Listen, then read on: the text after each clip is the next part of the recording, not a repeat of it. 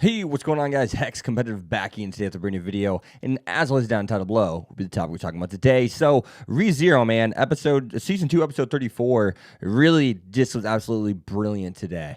I look at actually what was going on with ReZero today, and we're getting stuff revealed, right? We're finally getting told some information we've been wanting. Like, let's take a look at the Witch of Envy. Why is Subaru there? Well, actually, straight up tells them she's here for one, specifically you, and if it's not you, then they're not a part of the plan. So that leaves us with this. So Amelia is not a part of the plan, essentially, and no one else is. Now, Amelia is someone that we've always connected to the witch, and I also still think it's really weird that Amelia's body was just gone whenever Subaru woke up.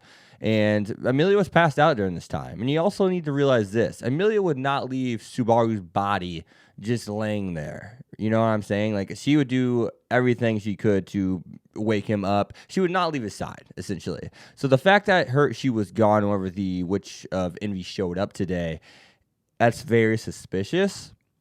You know, I've had one theory. One theory was maybe the Witch of Envy is actually Amelia's mother.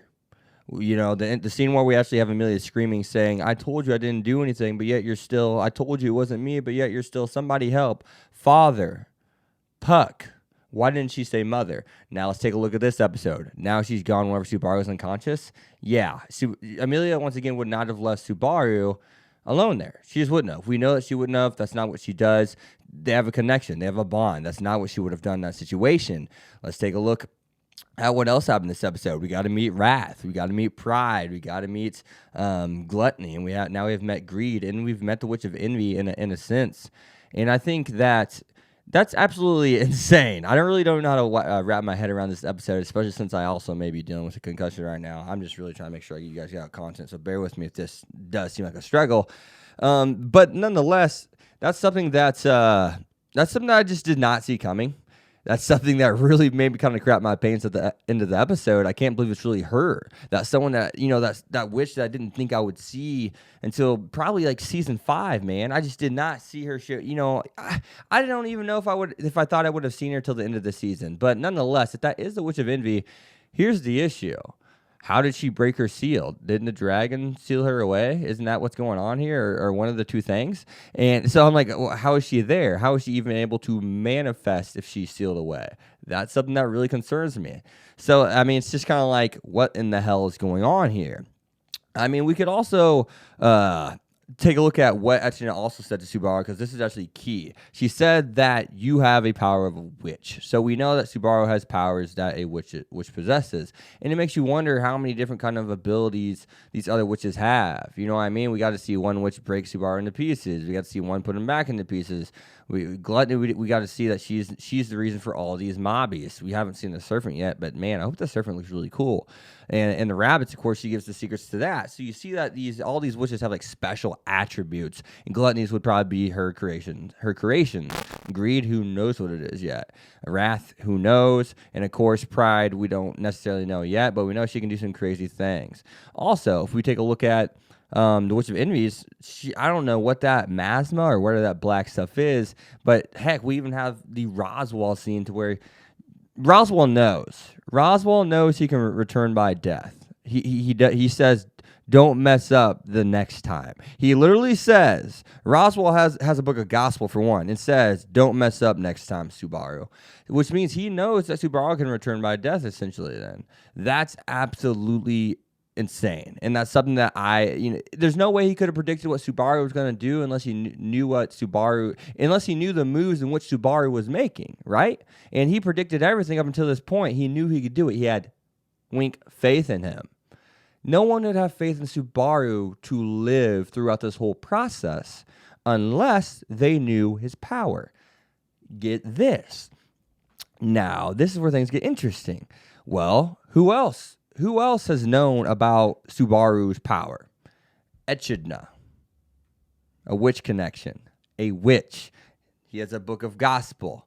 Hence why she said, Echidna gave you this power. Echidna said the witch also gave, and this is what really confirms that Roswaal has known all along. One, he predicted all Subaru's movements. And two, Echidna told him the witch gave you this power so you wouldn't die. The witch gave you this power so that you could keep going no matter how many times you failed. It could be, and you know what that means? That means the witch knew that Subaru couldn't do it without his power. Therefore, there's no way Roswaal wouldn't have known that Subaru could do this. With, he's smart enough to know that Subaru couldn't do this without some kind of assistance as well. It demonstrates and showcases how they knew the whole time. Echna gave it away at the beginning of the episode. You have this power, Subaru, so so you can defy destiny. And your destiny is you can't live in this world, and you're not going to make it out alive unless you have this power of return by death. And of course, Roswaal knew that, and now he has a connection to. Is he an archbishop? But now here's the thing: is he a spirit? Is he an archbishop? He's not a witch. He's not. I mean, if he would be a witch, he would have to be like Sloth or Slothful could, I guess, kind of work for Roswaal, I think. But I mean, I can't remember all that because we have pride, we have wrath, we have greed, we have gluttony. We have envy. We have 5 witches that we've seen actually now. We're still waiting for the witch of sloth to show themselves. And I can't remember the last sin. Guys. I can't remember. But nonetheless, that really kind of gives it away right there. Also, once again, the rabbits are drawn to mana. And I'm surprised that Gluttony even gave him this kind of, assistance, given that I don't know if she knows what Subaru is or what he's gone through. But nonetheless, she knows he's special, but nonetheless, she gives him the key to defeating the rabbits that grow infinitely. Every time you destroy one, another one grows. So let's take a look at actually what she means by this. So what I think is actually going to be happening in these next future episodes is actually Subaru is going to use someone or even himself to trap these rabbits in some kind of secluded area in which they can't escape once they're in it. And then he's going to destroy that place or let them starve to death, as Gluttony was kind of hinting at, like, hey, if you want to destroy something, don't let it eat. They're things of gluttony. Therefore, I'm someone who likes to devour on anything. I like to eat regardless of what it is. So you look at that, guess what? So do our creatures. So you have to starve them. I see what's actually kind of going on there with the foreshadowing. Don't know if anyone picked up on that, but nonetheless, I think that was really, really, really well done. Everything from dialogue with the show is always well done. I mean, the subtext is brilliant. The direct, how direct they can be is brilliant. How everything ties into one another, brilliant. Taipei and Nagasaki, you're amazing.